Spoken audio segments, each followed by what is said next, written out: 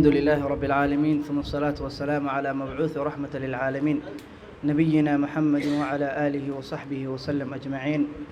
رب اشرح لي صدري ويسر لي أمري واحلل عقدة من لساني يفقه قولي. سبحانك لا علم لنا إلا ما علمتنا إنك أنت العليم الحكيم. الحمد لله رب العالمين. إلهي سبحانه وتعالى أيام هذا إذلك أسقناتي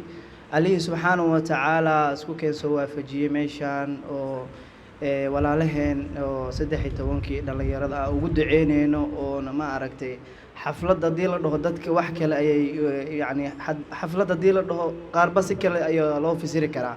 Marka xafladan waxa weeye xaflad oo looga ma aragtay loogu duceynayo 13 dhalinyaro ah oo u soo halgamay Soomaaliya. Meeshan hadda anaga aan ku raaxaysanayno oo aan leenahay calankan waa calan Soomaaliyeed aan harsanayno.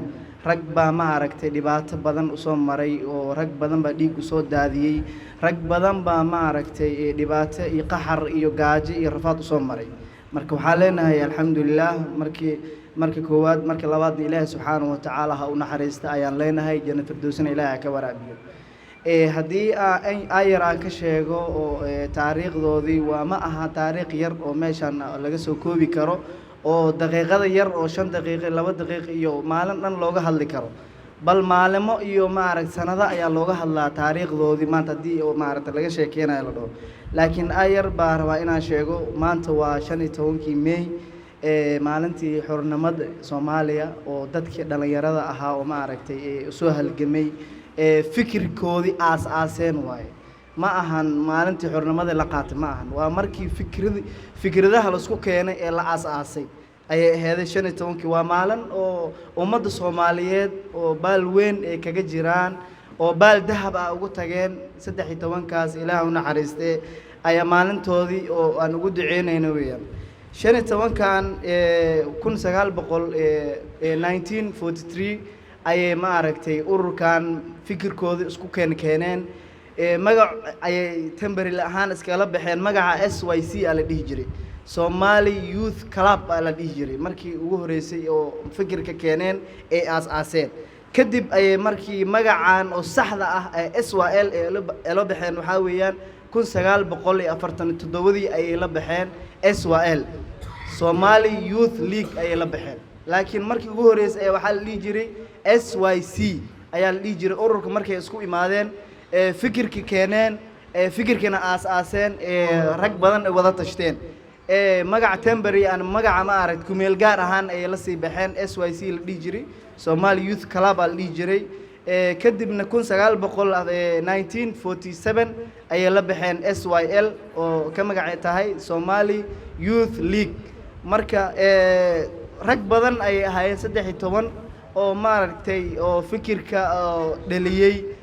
inay ka wada tashtaan aayaha iyo ummadda Soomaaliyeed si ay u mideey lahaayeen ama si ma aragtay xornimada u qaadan lahaayeen. haddii aan ka soo sheegay rag ka tirsanaa oo ma aragtay u dhashay Baraawe, Sheekh Cabdiqaadir Sheekh Saqaawudiin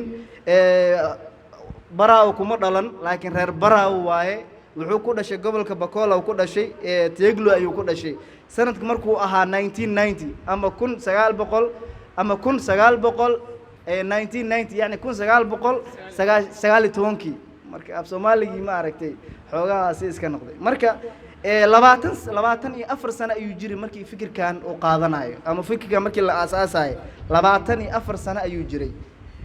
annagana maanta had 40 jiradeeni amba 50 jiradeeni waxaan ka fikireynaa meelo oo yar oo ma aragtay qabiilo iyo waxaan ka fikireynaa beel hebel iyo waxyaabahaas aan ka fikireynaa hami iyo tiigsi iyo ma aragtay meel dheer ma lihin. taas waxaa noo sababtay burburaan soo dhaxgalnay. burburka markii soo dhaxgalnay waxaan u maleynaa wax walba ma aragtay qajajacsi iyo burbur iyo ma aragtay dagaal iyo waxyaabahaas in wax lagu heli karo. halka sidaa ma ahan. halka waxaa la doonayaa adduunka marka adi aan nooshahay inaad ku noolaatid qiimo iyo sharaf inaad ku noolaatid la doonayaa. waxaa la doonayaa inaad noqotid qof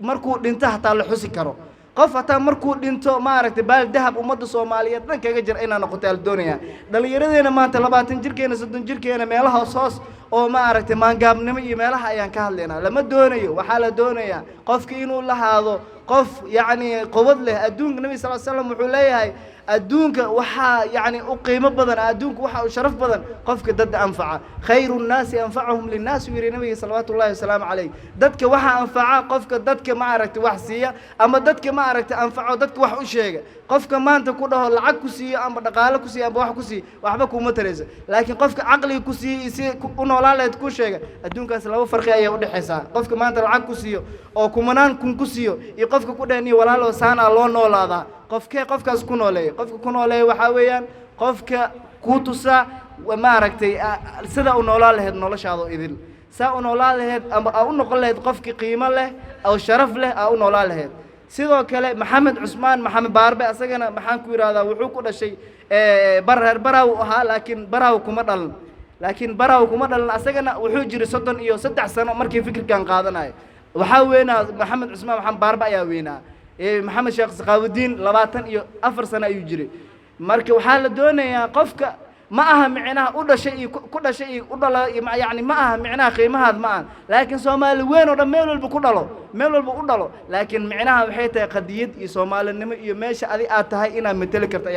يعني قفك سالو بهاي إنا نقطة قف قوية أو قيمة له أو شرف له أمد نحن أو قيمة شرف كل نحن لكن هذه لو قلنا هبل ما ركتي محن كوير هذا لما هلايو أما هبل ما ركتي سدان وين لما دونيو مركينا نقطة قف مسلم أو تقي إله سبحانه وتعالى كعب صنايو حل أبو حل هاي أبو يوسن هاي النبي صلى الله عليه وسلم يقول كلكم مسؤول وكلكم مسؤول عن رعيتي قوس كاجي رير كاجي يا مسؤول كتاي ما أنا أمدنا هو جامس مسؤول دين جوري كاجي رير كاجي دو هجاج وأمد كلامه هجاج يعني أجو هدي رير كاجي أهل كاجي داتسينين هذا ترى أمده هو جامنا يا واحد كبر رجم معهن هرت مركب وهرس سبحان الدنيا نفس الدين إنها ما ركتي أتوسينه إله سبحانه وتعالى أن توبت كانوا إله سبحانه وتعالى أن كحرنانه كذب أي أمد يقيمه يقايل لي ما ركت أو هو جامي كرنا مركب وانكو دير هذا أنت سبحان كينس محيط هذا البدن هايا لكن أنت سبحان كينس غيره ما ركتي واحد قلبي يكجره وحال الدنيا يقف البدل يرد والبقف إنه تسال النقطة الدنيا مركب حال إذا كربا وضياشين waxaa la idinka rabaa mar odayaasha rabaa inaan galo odayaasha waxaa la idinka yani hadii dhalinyaro aan hadeer wada ayaa noo jeexi weyseen oo wanaagsan oo isku maamulno laakiin hadda ka dhalinyaro ahaan aba ka aqoon ahaan ayaan rabnaa inaan wada aan jeexano wadadii idinka marteen ma ahay wada fiican oo wanaagsan oo anaga mareen ayaa la rabaa marka qofka shakhsiga ama qofka bini'aadinka lama doonayo wadadii awoowihiisa mara kaliya inuu maro wadadaas hadaa martay sidii awoowaha noqdo baa noqonaysa laakiin waxa laga doonayaa wada kale oo wanaagsan inaad martid oo adiga wada inaad jeexatid meesha dadka mareen mar hadaa u martid wax qiimo iyo qaayam ma yeelanaysa laakiin qofka qiimo iyo sharaf wuxuu ku yeelan karaa wada kale oo wanaagsan inuu marto oo sameesto wabillahi tawfiiq assalaamu calaykum waraxmatullaahi wabarakaatuh liga hal noqdo